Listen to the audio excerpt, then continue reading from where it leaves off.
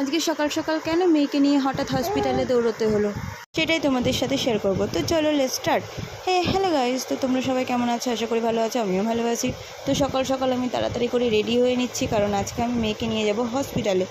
তো যেটা হয়েছে অ্যাকচুয়ালি ঘটনা, সেটা হচ্ছে আগের দিন রাত্রেবেলায় মেয়েকে রাতে যখন রাতের খাবার খাওয়াচ্ছিলাম, তখনই একটা বিড়াল হঠাৎ করে এসে ওর হাতে আঁচড়ে দিয়েছে।